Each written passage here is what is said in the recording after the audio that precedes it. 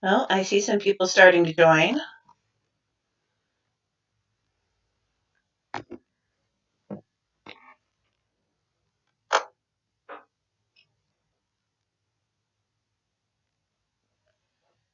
Feel free to post something in the chat when you get here. I'll probably just wait until a few more people arrive, and we'll get started at 5:30.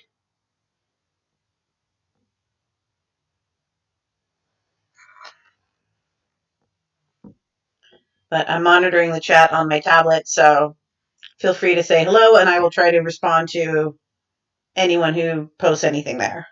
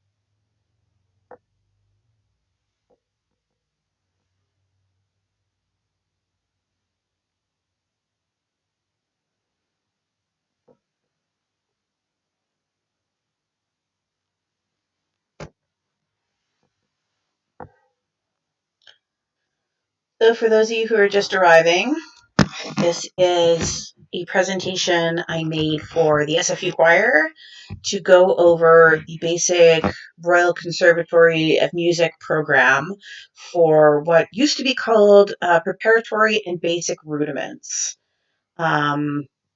The Royal Conservatory has recently changed their theory classes to be in line with their other levels, so grade 1, grade 2, grade 3, grade 4. And I have not changed the name of this, but music theory stays the same. So we're going to be covering everything from the basics of how to read music, treble clef and bass clef, a little bit of piano, what are chords, what are pitches, what are rhythms, a little bit of sight reading. If we keep going for a while, hopefully we'll get into some chord theory and show you how chords work and how songs are built around them. So uh, it's going to start at the very beginning, which I'm told is a very good place to start. And it's designed for people who have no music background at all. So if you have a music background, a lot of this stuff might be familiar, but hopefully you'll learn something new. Um, and there's lots of different ways to learn music. There's solfege, which is the do, re, mi, and there's a whole bunch of other systems. This is the one I find that works best for me, but none of them are inherently wrong. So, yeah.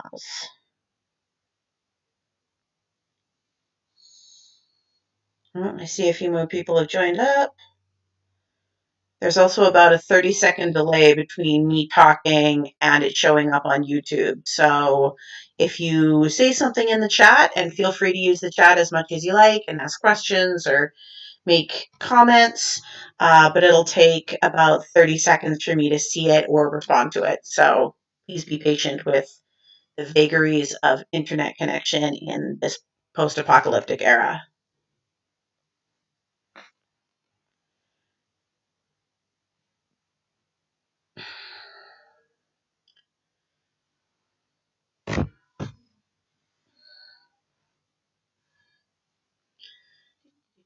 Well, it is 5:30, so hopefully people will be showing up soon. But I guess we should get started. If you missed it, you can always start at the beginning.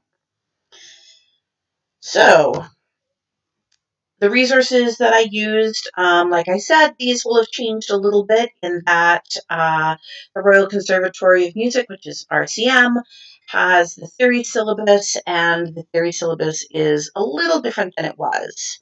So, oh, I got getting Facebook messages. Where are you streaming? Hang on a second.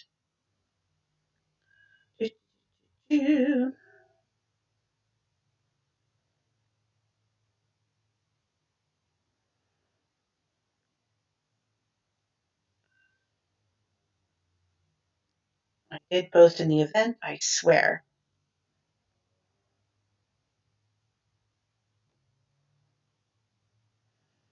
Hmm.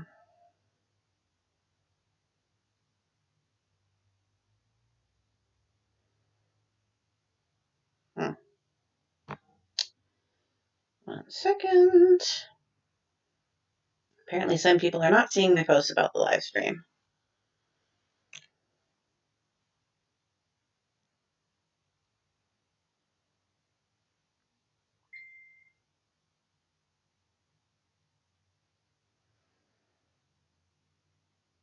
Okay.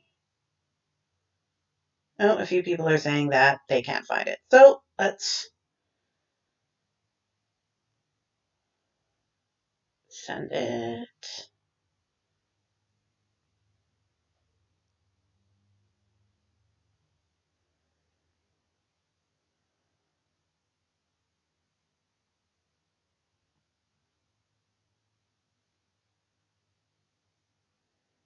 Mhm.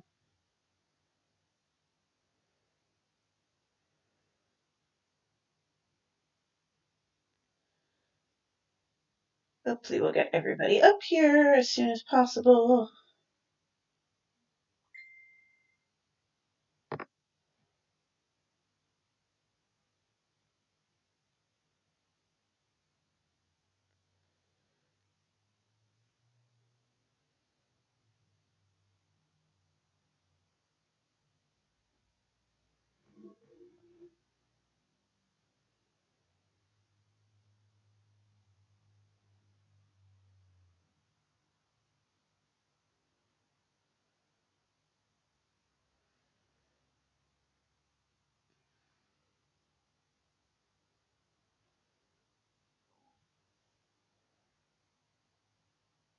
Hmm.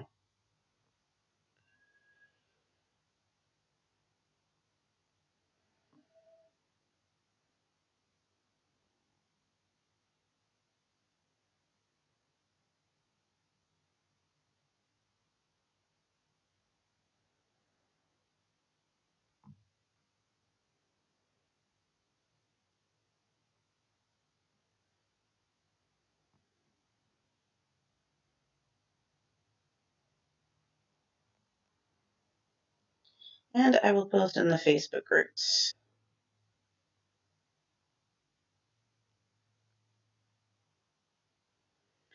Hi, Jeffrey. Hi, Alexis.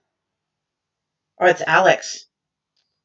Like, who's Alexis? We can't have an Alexis. They have to all be Alexes.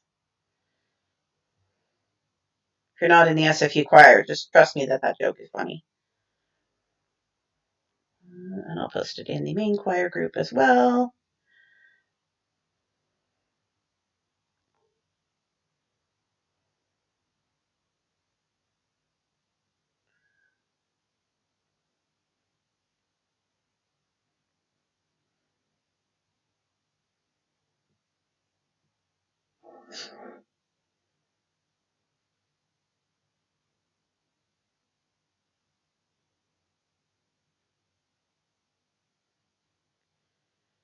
Oh, 7 people. Wow. Okay. We're getting going now. All right. So that's been posted far and wide. Hopefully everybody knows where to find it. Now 8 people. Great. Okay. So let's get going. So, as I mentioned, the resources are the Royal Conservatory of Music examinations. They've changed the examination format around somewhat, so it's not called preparatory rudiments. It's now grade 1, grade 2, grade 3, and so on. But the information is still the same. So, it'll work. If you're interested, you can go to RCM examinations. RCM is Royal Conservatory of Music, and find out more. So, let us begin. So what we're going to cover over the course of 4 weeks, not today, is pitch, as in what notes make what pitch, rhythm, scales, triads, transposition, analysis, so how to analyze something and find out what chords are, as well as musical terms and signs. So what do the symbols mean? How do you read music? What are chords? How do you identify what chords are what? And so on.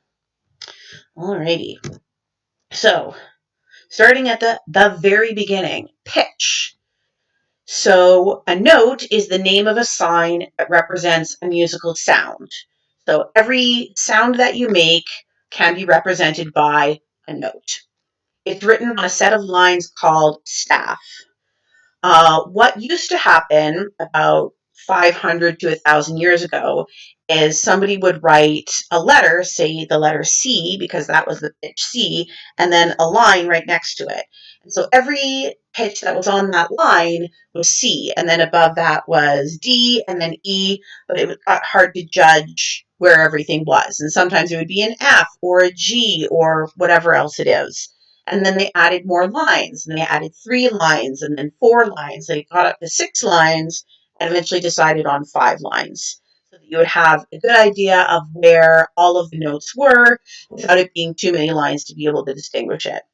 So those 5 lines are called a staff, which you can see on the screen here. So by the position of the note on the staff, you can tell its pitch. So the higher the note on the staff, the higher the pitch. So as you start at the bottom and you sing higher and higher and higher, the notes get higher. And the place where they are on the staff gets higher. And as this place gets lower, the note gets lower. So as you sing higher, the notes get physically higher. As you sing lower or play lower, the notes get physically lower. Pretty straightforward. Yes, Alex, you can drag as many people as you want in here. YouTube has infinite capacity, so anybody is welcome. The tea people are more than welcome, particularly if they bring me tea. I take black tea with lots of sugar. Okay, pitch. We're still on pitch. So a clef is a sign at the beginning of each staff that tells you the exact pitch of one line. So the most commonly used clefs are the treble or G clef and the bass or F clef. So like I said, it used to be someone would write a C or a G or whatever on the line. That's actually still what we do with the treble clef. So if you look at the treble clef there, you can see it has a little loop at the bottom. It doesn't look like it a lot anymore, but this was actually a very stylized G. So a really loopy cursive G, and the loop at the bottom of the G goes on the G line. So that line is G. And same thing with the bass clef. The bass clef is also known as the F clef. So if you see where there's 2 little dots are on the clef, they're on the line that is F. So it used to be that was a very stylized cursive F that went on the line. And then it just got changed over lots of time to become that symbol now. But so you have a G clef and an F clef, also known as a treble clef and a bass clef. There are other clefs, but we're not going to go over them right now. So the lines and spaces in the treble and bass clefs are as follows. It's just the alphabet, C, D, E, F, G. Then you start again at A, B, C, D, E, F, G, A, B, C, D, and so on. Same thing with the bass clef, E, F, G, A, B, C, D, E, F, G, A, B, C, D, E, F, and so on. So there's a really easy way to remember what all of those are. There's a great mnemonic device, and with most mnemonic devices for music, they always involve food.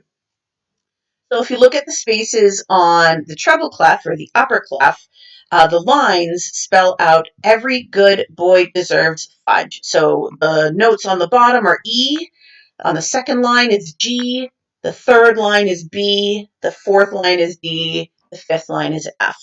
And the spaces in between spell face. So if you go from the bottom to the top, F, A, C, E. So a note in the bottom space will be F. Note in the second space will be A, and so on. For the bass clef, the lines are slightly different. So it's good boys deserve fudge always. And then, so that means the bottom line, a note on the bottom line would be a G, then a B, then a D, and so on. And the spaces in the bass clef are all cows eat grass. So a note on the bottom space in the bass clef is an A, and then the next space is a C, and so on. Feel free to ask as many questions as you like. If anything's unclear, happy to explain just about anything. So when you have a treble clef and a bass clef together, this is called a grand staff. So you can see there's a system line, which is a straight line between the treble clef and the bass clef, and what's called a brace, which is essentially like a parentheses mark or a bracket that appears on the left. So the treble clef is always on the top, and the bass clef is always on the bottom. And if you take a look at the note in the diagram here, there's a C, and then in the bass clef, that's also a C. That's known as middle C, and it's the same pitch for both. So it's the C that's literally right in the middle of a piano keyboard, which is also why it's called middle C. So that note is the same on a treble and bass clef. So that's where the two of them meet.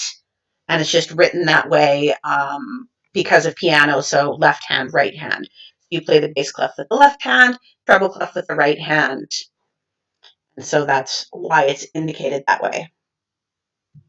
Cool. So if you want to write notes that are higher or lower than the staff, you can keep the staff going. So you just keep adding more little lines to each note, and those are called ledger lines. So if you look at, F at the beginning of the treble clef, and then G, and then we're above the space. So now what do? We add a little line, and that becomes the A, and then and then the space B, then another line C, another space, and it works the same way as a staff. It's always line space, line space, line space. And you can keep doing this infinitely. I think the most I've ever seen is about 8 or 9 ledger lines above or below the staff.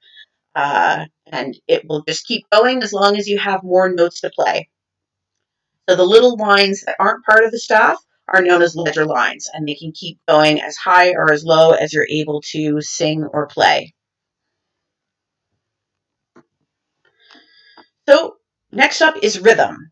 So the length of the sounds are written as notes of different shapes. So the lengths of the period of silence are written as rests of different shapes. So now we know what pitch we want, so we have to know how long to play it or sing it. So the longest, well, not the longest note, but the longest note we're going to deal with today is a whole note.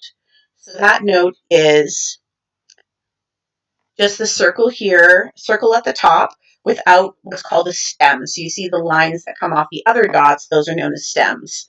So just a circle with no stem is a whole note. And a whole rest is, you can see the little line below the second, or the little hat below the second line. So a good way to remember these, because the whole note rest and the half note rest look the same, is imagine you're wearing a top hat. If you're going to stay for a while, you take the hat off and you leave it on the table. If you're not going to stay for a long time, you keep it on your head. So the half note rest is a shorter one, so it stays on your head. The whole note rest is longer, so the hat comes off your head, if that helps. So a whole note or a whole rest is worth 4 beats. So you would either sing or play for 4 beats, or if it's a rest, you would rest for 4 beats. Half note is half of the length. So in music, we're almost always dealing with halves or doubles. So half note is worth 2 beats. So that's it looks like the whole note, but with the stem on it. So that is worth 2 beats. And then as we talked about, the hat that stays on your head is worth 2 beats. Again, feel free to ask any questions. If there's anything that's unclear you want me to explain again, I'm watching the chat on my handy dandy tablet here. So feel free to ask anything you're unsure of. I heard the bigger rest is heavier and falls below the line. Yeah, that can work too. There's all sorts of great ways to remember it. I like the hat one because, and I remember, well, I don't know, just for me, it helps me remember which is which, but whatever works for you. And then the quarter note, which is again half of the length of half note. So a quarter note is worth 1 beat. And then you can see the rest next to it, which is kind of a weird squiggly thing, which is very difficult to draw. And that is also worth 1 beat. So that's where the half note is shaded in the middle. That's a quarter note. Then half that again is an eighth note. So an eighth note is worth 1/2 of a beat. And it has the quarter note plus a stem and 1 tail. And then you have the rest, which is 1 tail. A 16th note, again, half of the length of an eighth note and 2 tails, and then 2 tails on the rest, and that's a quarter beat. And this keeps going. So you can have a 32nd note with 3 tails, a 64th note with 4 tails, 128th note with 5 tails. It just keeps going. You get really good at math with this kind of stuff. Alrighty. So, going to do a little bit of an exercise here. So we have the first one, the first note here. Normally this would be a question and answer portion, but obviously we can't do question and answer with the ridiculous delay I have going here. But, okay, fair. But you can see these are all worth the same amount. So at the top you have a whole note, and that's worth 4 beats. Then you have 2 half notes, and that's worth 4 beats. 4 quarter notes is worth 4 beats. And then 8 eighth notes is worth 4 beats. Hopefully that all makes sense. No one's asking any questions, so I assume everyone's understanding everything. If not, feel free to correct me. So, what if you want something that's worth 3 beats? Or 1.5 beats? Well, we have this wonderful device called a dot. So you can place a dot after a note or a rest, and it will increase the length of the of the note or the rest by 1/2 of its original value. So if you have a half note plus a dot, it's worth half note plus a quarter note, so 3 beats instead of 2. And then if you have a quarter note plus a dot, it's worth a quarter note plus an eighth note, so 1.5 beats instead of 1. An eighth note plus a dot is an eighth note plus a 16th note, which is 3/4 of a beat. And then you can do the same for rest. So here you have a quarter rest. I apologize, that's the best image of a quarter rest I could find with all of my music fonts. I know it looks really weird, but trust me that that is a quarter rest. So a quarter rest plus a dot equals a quarter rest plus an eighth rest, so 1.5 beats of rest. So again, math. So another way to increase the time value of a note is to use a tie, which is also known as a slur. This is a curved line joining 2 notes of the same pitch. So a tie is when you have the same pitch, and a slur is when you have different pitches.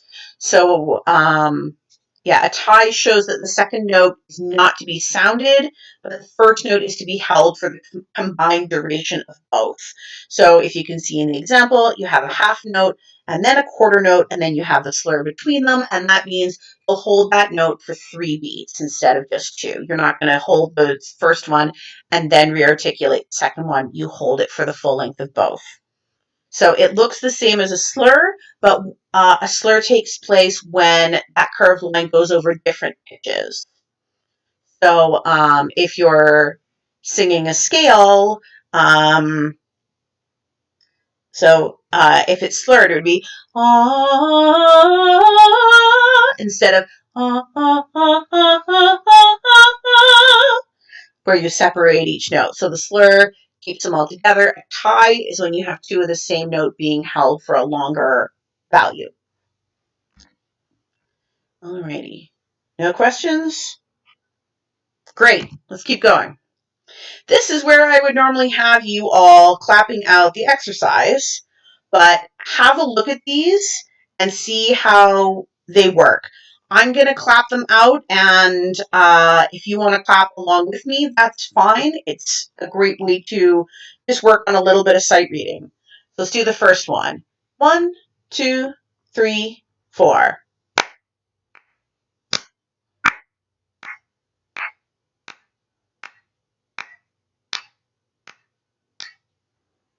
Pretty straightforward, right?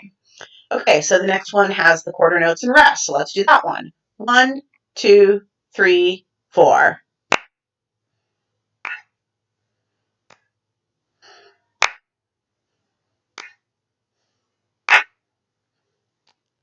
Also straightforward. So let's try a little bit harder. Next one with the eighth notes and quarter rests. 1, 2, 3, 4.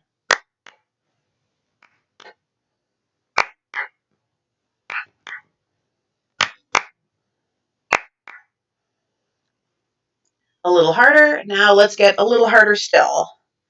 1, 2, 3, 4.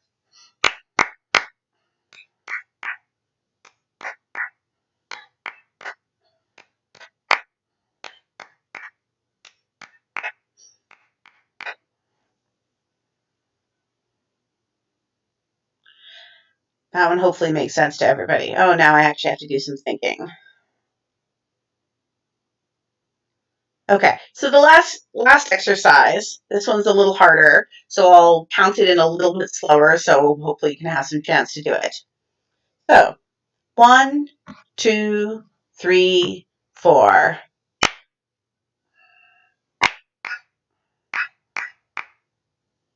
Oh, no, I screwed that up.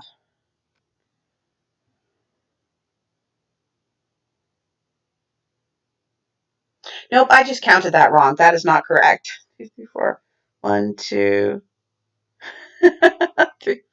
Yeah, no, that was just done incorrectly. So ignore that last one. I wrote it down wrong or it transcribed wrong. So we'll ignore that one. Okay, so now we're back to pitches. So a semitone is the smallest distance between two sounds used in Western music. That's an important distinction because a lot of different styles of music use microtones, and that is smaller than a semitone. So a semitone is the smallest distance between any two adjacent keys on the piano, whether black and white or white and white. So another name for a semitone is a half step.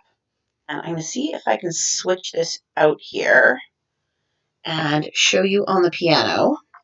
I do have my piano here. Well, technically it's the choir's piano, but that works too. So I'm going to move the camera over. You can all see it here. So if I play the piano, any note and the note right next to it is a semitone. So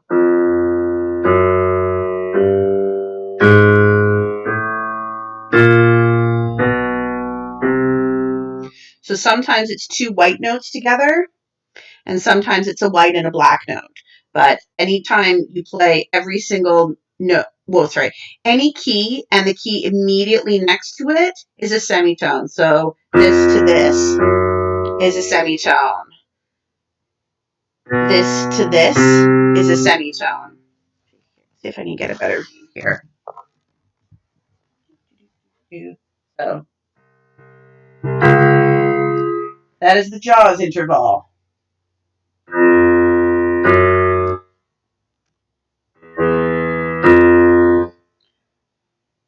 So if you play every single note on the keyboard, it'll all be semitones.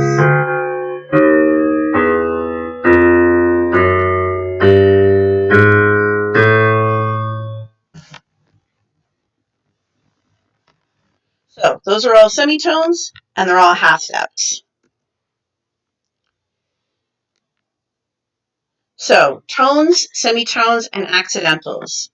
So this is using the piano as a basis, but you can see that the notes on the white keys are C, D, E, F, G, A, B. So the note between C and D is either C sharp or D flat. So a sharp makes something higher by a semitone, and a flat makes something flatter by a semitone. So it's one semitone lower. So C plus one semitone is C sharp, and D minus one semitone is D flat. So it's the same, basically the same pitch. So C sharp and D flat are known as enharmonic equivalents. So they're ostensibly the same note. So you have the first black key is C sharp or D flat. The second one is D sharp or E flat. The third black key is F sharp or G flat. The fourth black key is G sharp. Did I say F sharp or G flat? Okay. Fourth one is G sharp or A flat, and then the fifth one is A sharp or B flat. Where I know this. Okay. C to C sharp. Oh, jeebus. C to C sharp is a semitone. D sharp to E is a semitone. But there is a semitone between E and F and B and C because there's no black key between them. So E and F are right next to each other on the keyboard, and there's not a black key in between. And then B and C is the same thing. They're two white keys with no black key in between. So those are also semitones. So E to F is a semitone, and B to C is a semitone. So a tone, which is also known as a whole tone or a whole step, is two semitones. So any two semitones in the same direction. So from C to D is a tone, F sharp to G sharp is a tone, and so on. So we'll go back to the keyboard for a second. So you can all see it. And we have, all right, I will tilt it up a little bit more. And C to D is a whole tone. D to E is a whole tone. And then here from E, there's no key between here, so we have to go up to F sharp to get the whole tone. So any two notes, so one semitone, two semitones. That makes a whole tone. And again, two semitones makes a whole tone. And then again, two semitones makes a whole tone.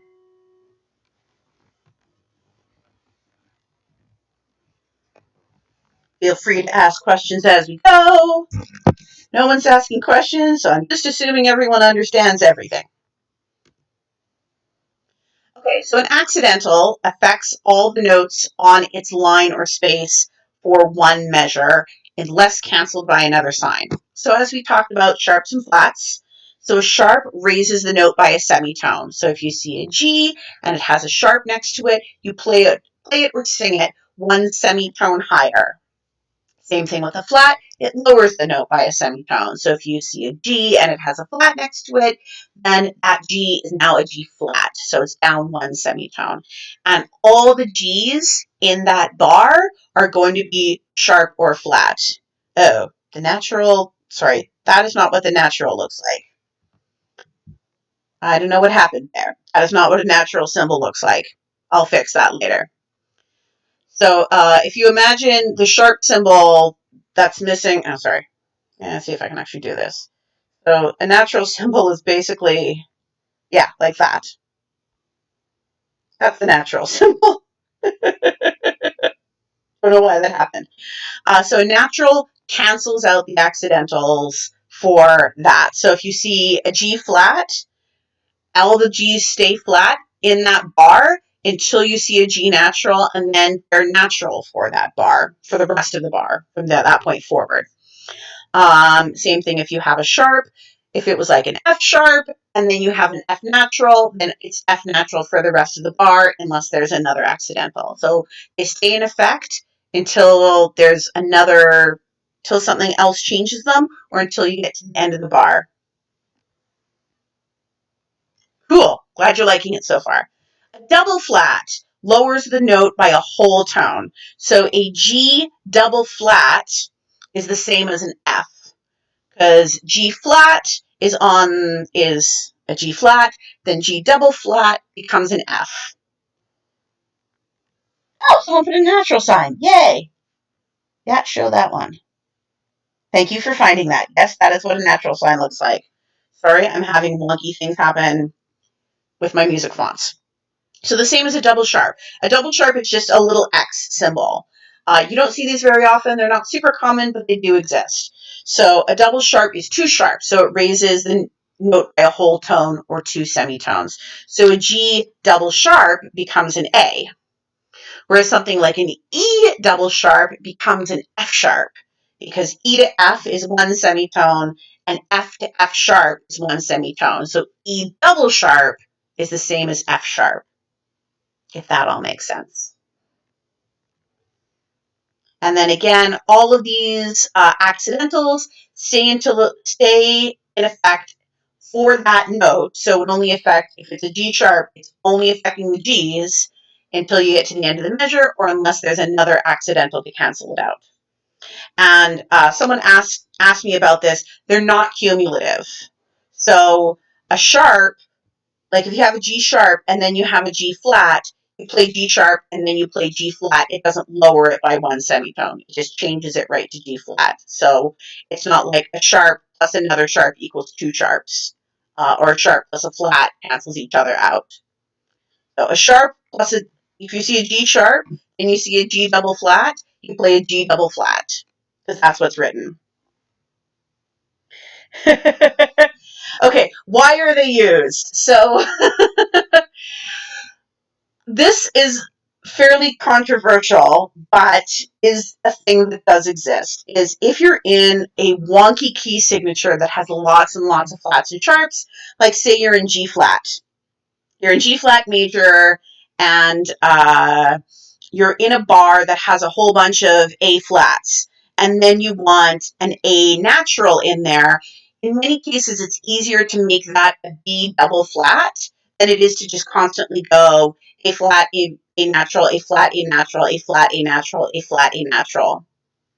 Sometimes that just works better that way, so you're not cluttering up the space with a whole bunch of accidental signs. It can get really confusing. Sometimes it's just simply a matter of the way it works for the melody. So if you're in a major key and suddenly you're going into the minor key, you're going to lower the third in the scale by a semitone. If the third is already flat, you're going to make it a double flat, just because if you make the second sharp, then it doesn't serve the same function. It's kind of more advanced stuff, and that may not make a lot of sense right now.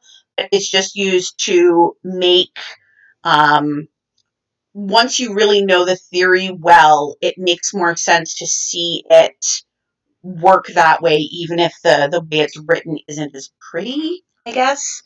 And I hate double flats and double sharps myself, but it is just an important thing to know that they exist and how they work.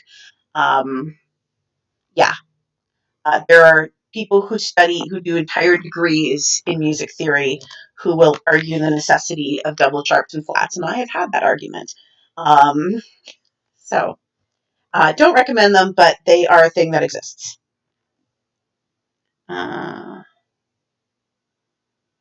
Okay, hopefully that makes sense.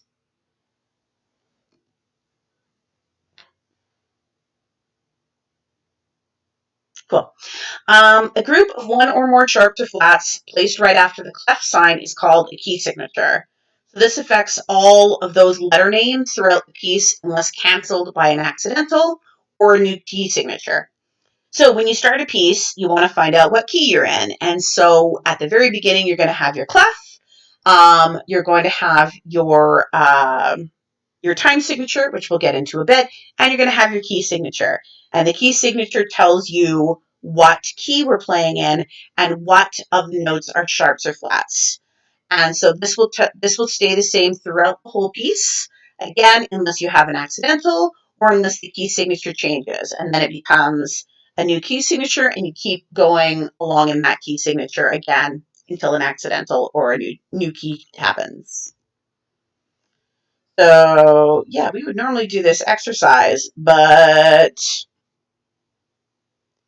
there's too much of a delay. So I'm just going to pause here for a second and have a look at these notes and see if you can name them. So we'll do these in treble clef. So the first note is A. Second note is B. Third note is D. This is all treble clef again. Fourth note is F. Fifth note is also F. Sixth note is C. Seventh note is D. Eighth note is F. Ninth note is G. 10th note is B. 11th note is B. 12th note is A. 13th note is A. And the last note is C. So if we do this again in bass clef, I'm going to get this so wrong. I'm terrible at bass clef. The first note is C. Second note is D. Third note is F. Fourth note is A. Fifth note is A. Sixth note is C. Seventh note is F. Eighth note is, oh my God, this is terrible, A. Next note is B. Next note is B. Next note is also D. Next note is C. That's also middle C. Next note is also C. And the final note is E. You can tell I don't ever do bass clef. Terrible. Hey, any questions so far? I am watching the comments and not seeing anything that I haven't answered already. Good to know. So we are going to do scales, and this will probably take a little bit of time. If you don't get it, that is okay. I will take as many questions and go over this as many times as you need. So a scale is a series of notes arranged alphabetically and consecutively from any note to its octave. There are two basic kinds of scales, chromatic and diatonic. So a chromatic scale consists of all 12 notes found between any note and its octave, all a semitone apart. So I've played this a bit for you when I was playing semitones, but I'll show you what a chromatic scale looks like again. Oh.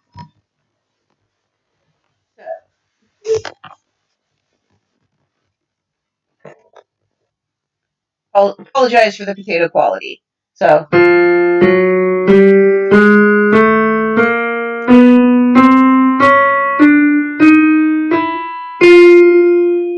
That is a chromatic scale.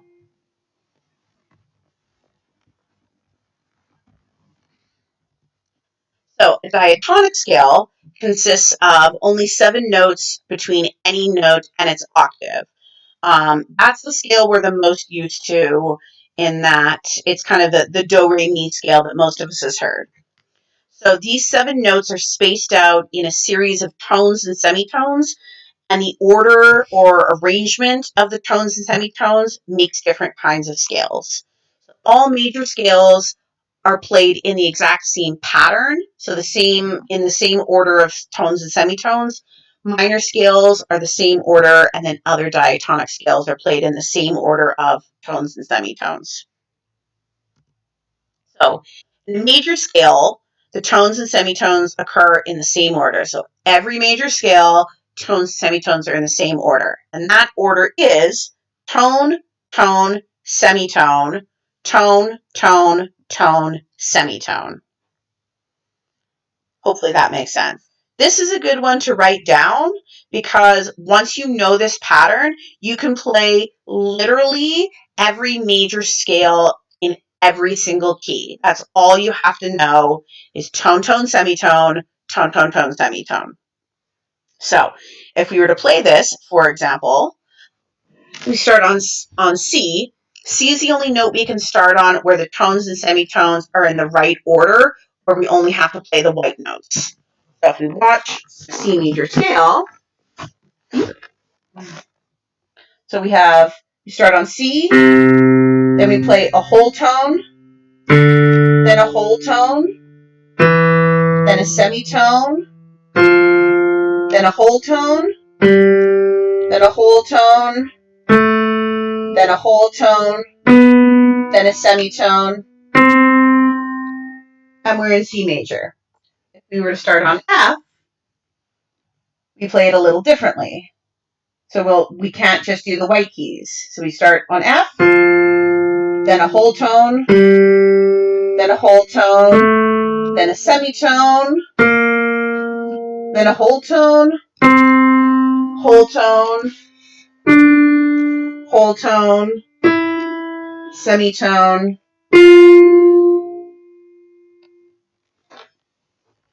and so on. So if you remember that pattern, then you can play every single major scale. They always happen in the same pattern, and that tone, tone, semitone, tone, tone, tone, semitone is exactly how you do it. Just remember you have to play the first note, and then you go up. Because you have to, a tone is the space between two notes. So you need to start somewhere to make the space between them. Hopefully that makes sense so far. So if you were to start on G major, or start on G, the second semitone is in the wrong place. So you see we have tone, tone, semitone, tone, tone, semitone. That's not where we want it. We want the semitone later. So in order to do that, the F needs to go up to F sharp, and that puts the semitone in the right place. So if I play it as written, it sounds like this, which isn't what we want. But if we put it up to F sharp, it's... And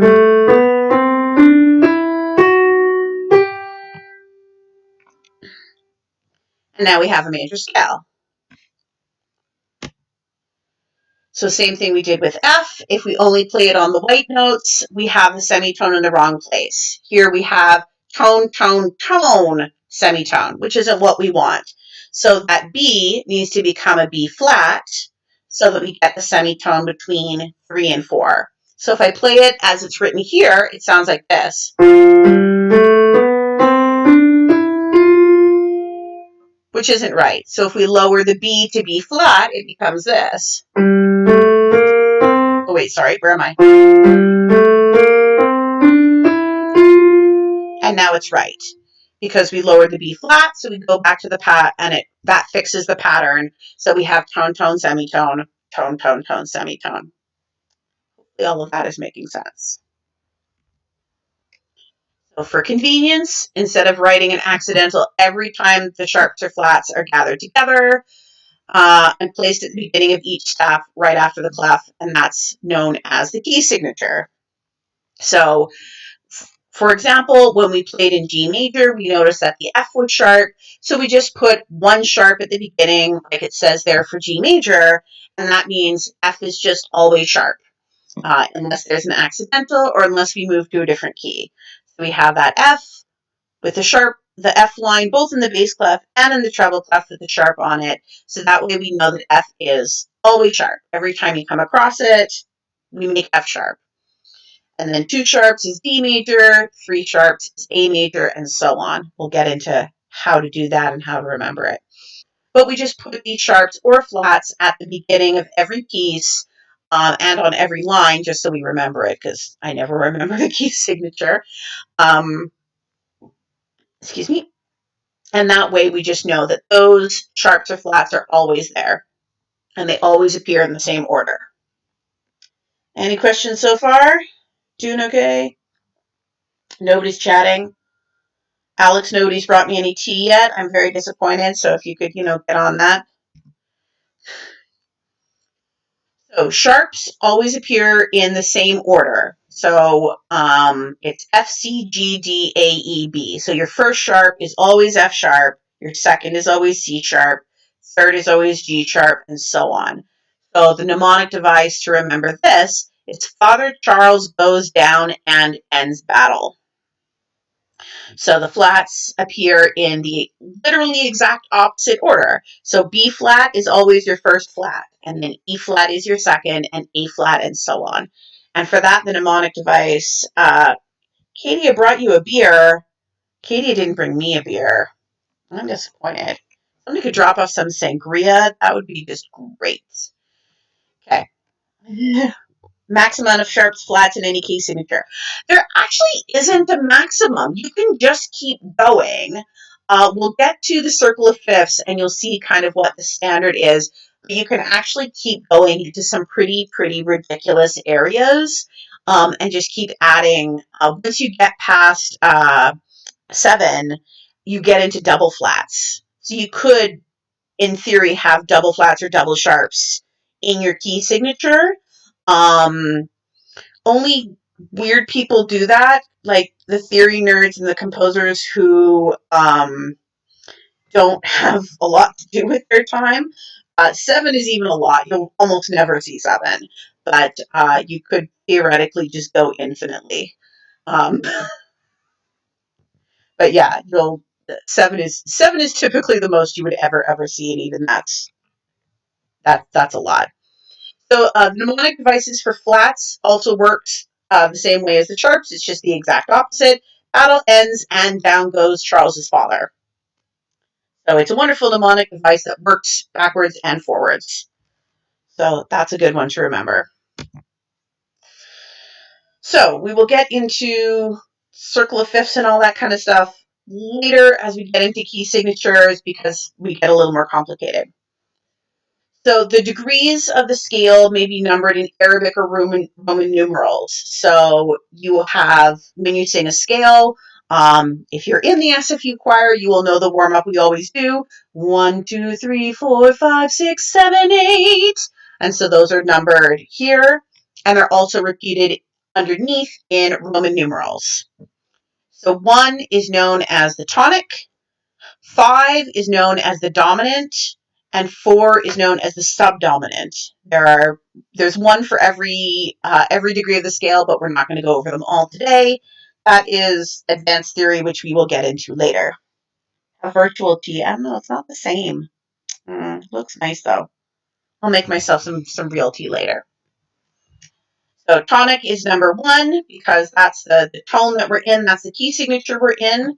The dominant is number 5, and the subdominant is number 4 because it's right below the dominant. Insert joke here. So minor scales. These are called minor because the space between 1 and 3 is smaller than it would be on a major scale. And there are 3 kinds of minor scales. There's a natural minor, a harmonic minor, and a melodic minor. So the first 4 notes in a minor scale are always the same, but the upper 4 notes are different depending on which kind of minor scale you're doing.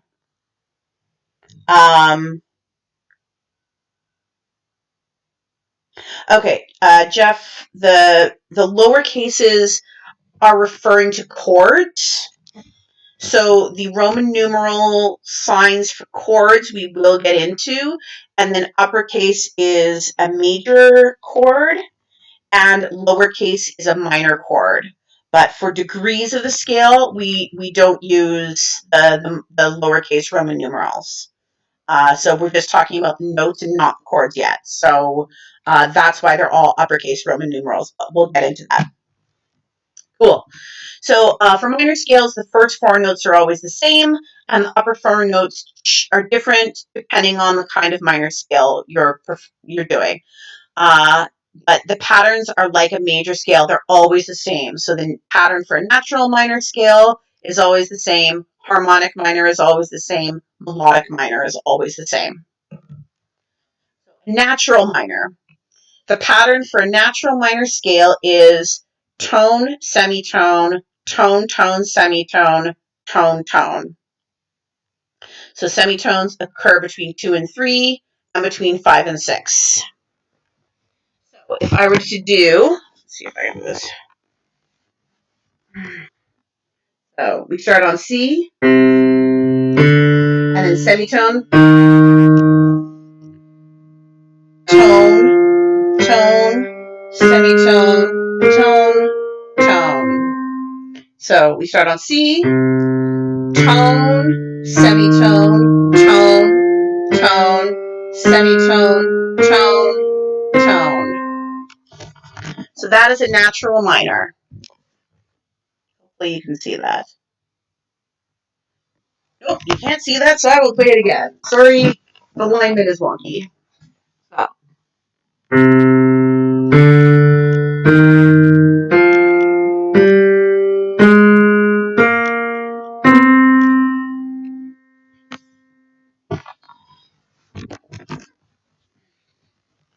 Really need to get a second camera here.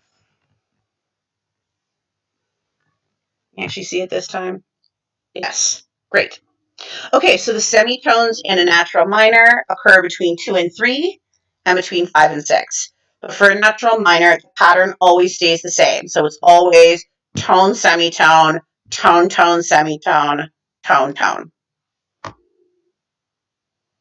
Oh, wow, somebody actually subscribed. Wow, you don't have to subscribe. You can if you want. Okay, so you can see a C natural minor scale. So a C major has no sharps or flats, but a C natural minor has 3 flats. So as you saw when I played it, it has an E flat, an A flat, and a B flat. Should really stop scratching my nose. I'm watching my playback and I'm scratching my nose a lot. So the second type is a harmonic minor. So the harmonic minor, the 3 and the 6th are 1 semitone lower than the major. So there's 3 semitones in a harmonic minor, between 2 and 3, between 5 and 6, and between 7 and 8. So the pattern for a harmonic minor is tone, semitone, tone, tone, semitone, tone, semitone, just to make things a little more fun. This one I actually like the sound of better, though, so let's see if I can actually play this.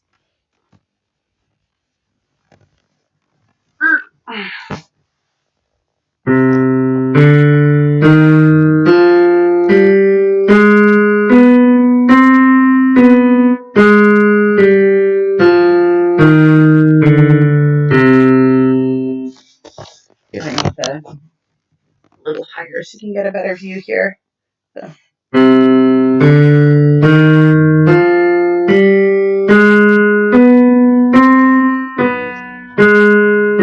Sorry. No. Sorry. I can't see what I'm doing, so I'm trying to do it by touch.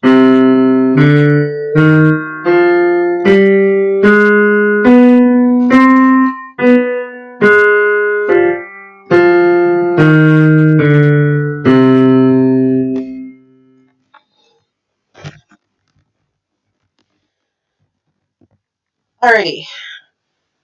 Okay, that's a slightly better view, but not much. Sorry, I will try to correct that. Need another camera.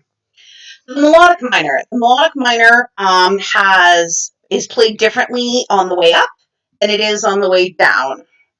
So when you go up, the 3, so the number 3 on the scale is lowered by 1 semitone.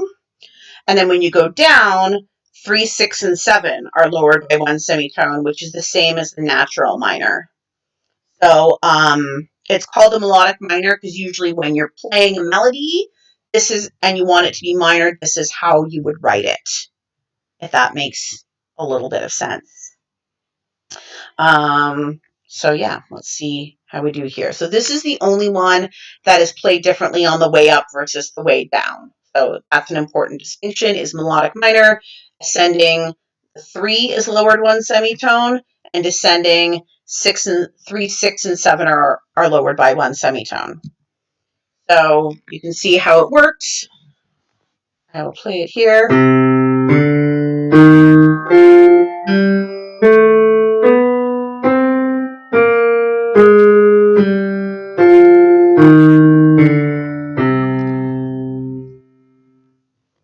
I'll see if I can get the keyboard close enough that you can actually see it.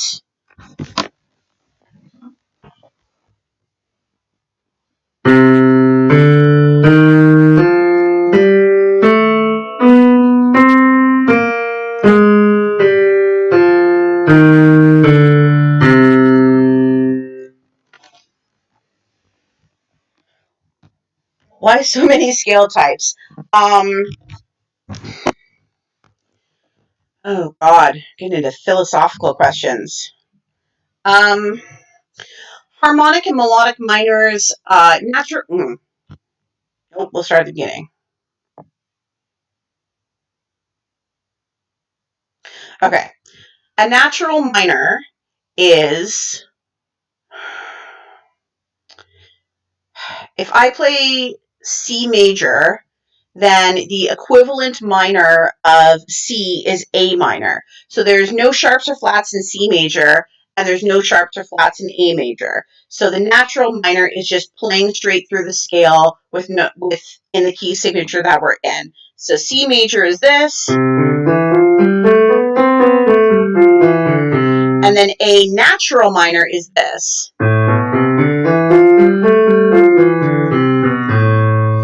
But in reality, when we're playing minor scales, we don't want just those things to be flat. Sometimes we want some other things to be flat to add more feel to it. So when we're doing harmonies, we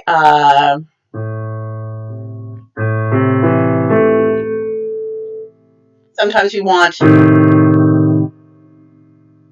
just a little more texture to it, and then sometimes we don't want the feel of it as we're playing like playing through a melody. So that's why the melodic minor is different than the harmonic minor. Is harmonies we want to sound a little bit different when we're in the minor scale, and melodies we want to sound a little bit different still. So a natural minor is just exactly the key signature with no changes. Harmonic minor is the way we would usually make harmonies in a minor scale, and then melodic is how we would make melodies in a minor scale, if that makes sense. Hopefully it does. At least a little bit of sense. A lot of this stuff will be more useful when you know more music theory and do more advanced stuff. There is a name. Excellent question. Is there a name for the relationship between C major and A minor? Yes, there is. Perfect segue into our next okay, hang on a sec. Mina needs to go outside, so we will take a 2-second break while I let her out. So talk amongst yourselves. Thank you for that perfect segue.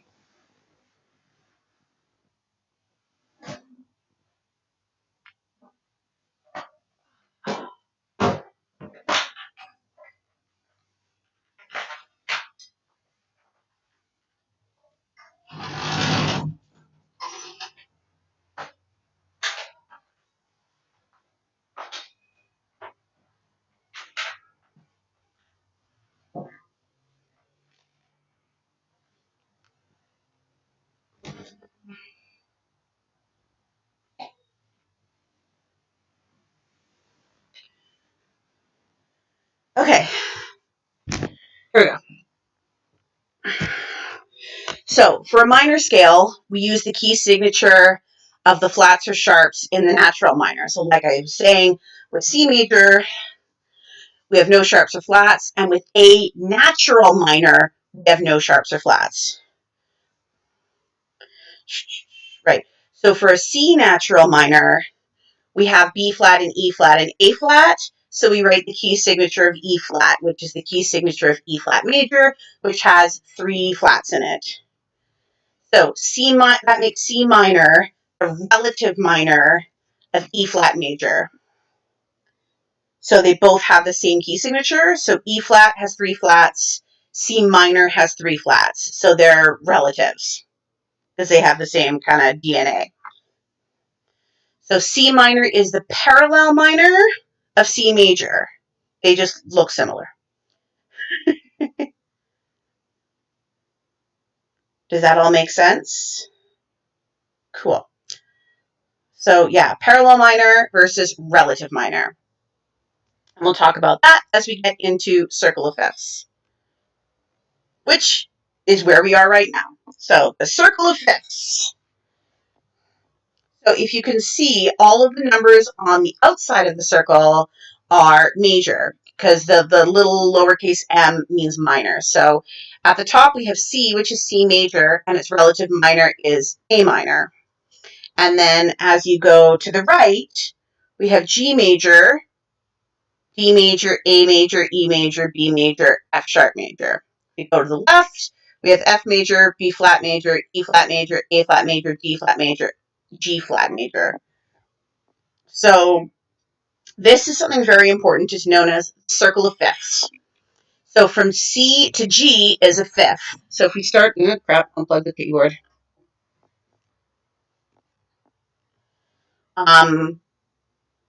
If we go up a fifth from a C, so we start on C, 1, 2, 3, 4, 5, we're on G. And so G major has one sharp.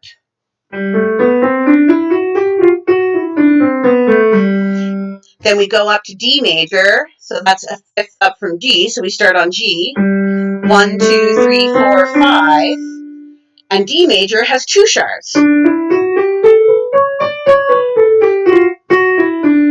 And so on and so forth. So you keep going up a fifth, and you keep adding a sharp.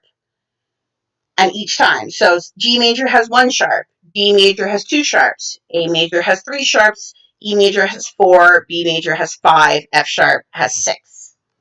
If you go down a fifth, so C down 5, 1, 2, 3, 4, 5, we're on F, which has one flat. Sorry. And then if we go down 5 from F, we're on B flat, which has two flats.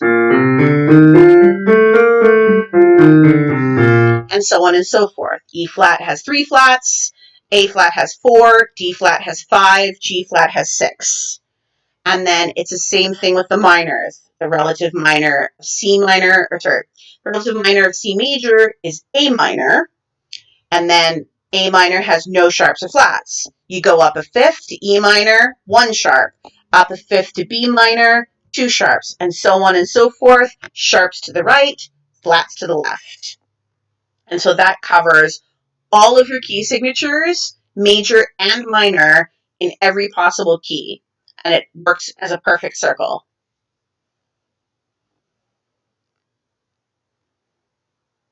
So I am going to pause there because that is a whole lot of material I just covered. And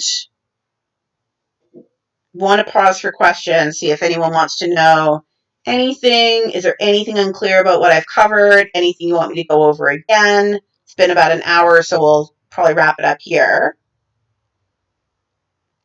But one really good thing to do to kind of work on this is to sit down with a keyboard. If you have a piano at home, that's great.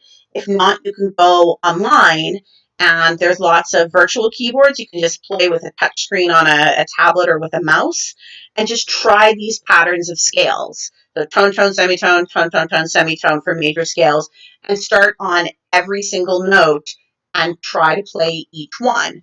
And you're like, okay, I started on an A or an A flat. How many sharps or flats were there? What key was I in? And all that kind of stuff.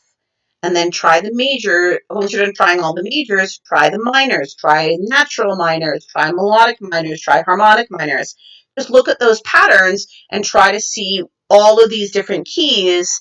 And you're just try to play through them and realize the relationship they all have to each other. The circle of fifths is really, wish you could draw on your slide showing the number of sharps or flats as you go around.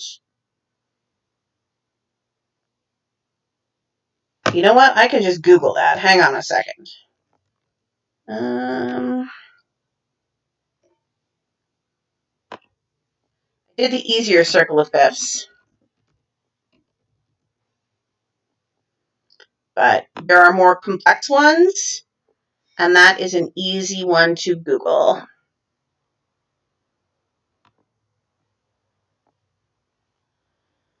It was just harder. Okay, here. So the lowercase letters on the inside of the circle refer to the minors, and the upper and the ones on the outside of the circle are the majors because they're in uppercase. And there you can see all the different key signatures, major and minor for everything.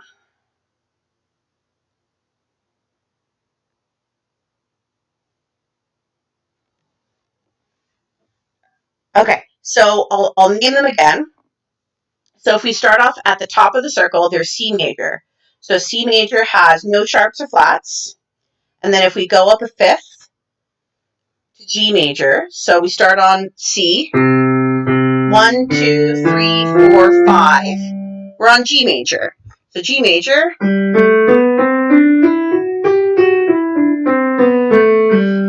has one sharp. And if we go up a fifth from G, then we're on D. And D has two sharps.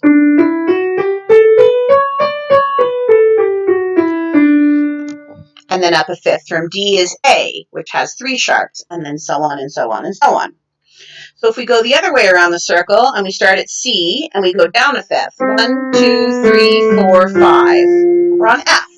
And F has one flat. And if we go down a fifth from F, how do you know some pieces in C major or in A minor?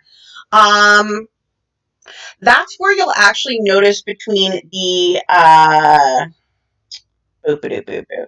harmonic and melodic minors will come in handy. So if you see the sixth and the seventh flattened, that's where you'll know you're in minor. You'll get the feel of it right away, and it's usually the note it will start on or the chord it will start on will be either on C or on A, and so you'll know usually pretty quickly what you're in. But they're going to look very much the same. We'll talk about chord analysis in a bit, but what do we do? We change the location. Oh, okay. Right. Getting distracted here. But yeah, so as you keep going down, you'll go through the flats, and then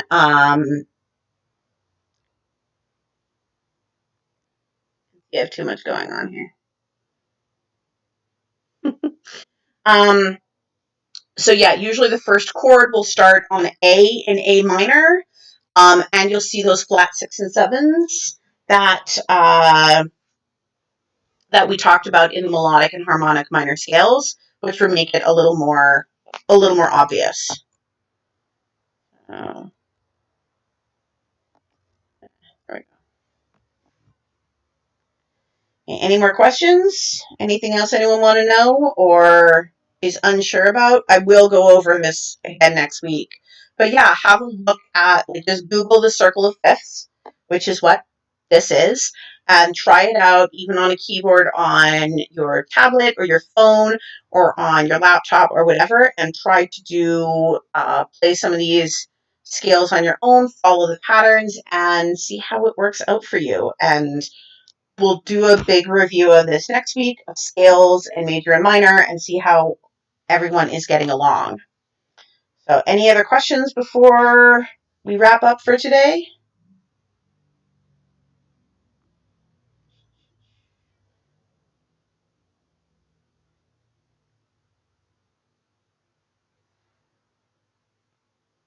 I still haven't gotten my tea yet, by the way, Alex. Still waiting. And no sangria. We will do intervals. Yeah. And we're going to do chords and we're going to do chord theory and all that kind of stuff.